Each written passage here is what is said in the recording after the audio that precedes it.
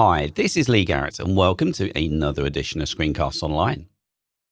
It's that time of the year where the operating systems land, and today we're going to look at the improvements to iOS and iPadOS that come with version 18.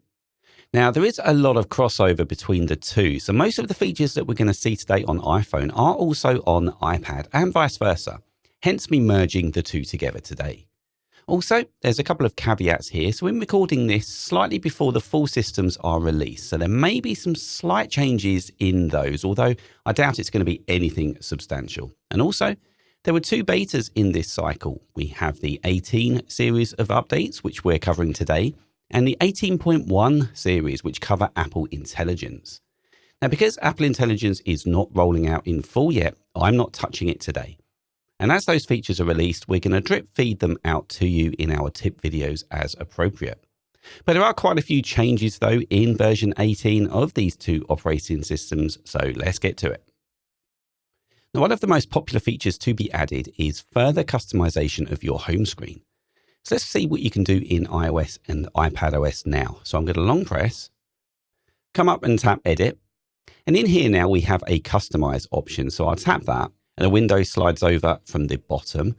Now, before we look at that, I just want to show you the size of these icons here that you've been used to for the last 17 iterations of this OS.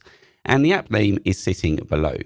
But if I come down and tap large, the icons are now larger and we don't have the app name anymore. Now, I did hate this at first, I must admit. I thought it looked a little bit Fisher-Price-like maybe with the big buttons there. But I can't lie. It has kind of grown on me and now I've stuck with it and it's my default.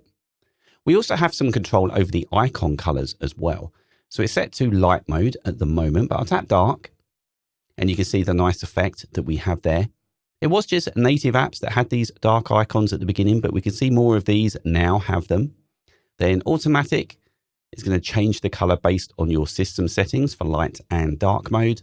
And that's what I've got mine set to. Now, tinted is not something I've actually been able to get on with, but some people really do like it. And this allows you to apply a tinted color to all of your app icons, not just individual ones, sadly, but all of them.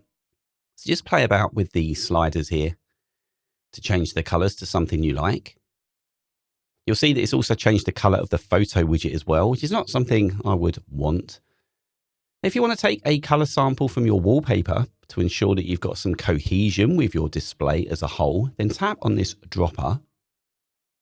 Then just move around here to select the color that you'd like to match the icons to. You can see that light pink there.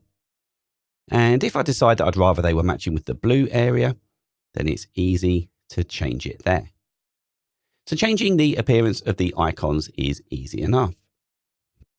I've just set the coloring back to automatic there, and let's move on to this next page that I have, because now, finally, we've got a little bit more autonomy on where we can place our icons. So long press and get into jiggle mode.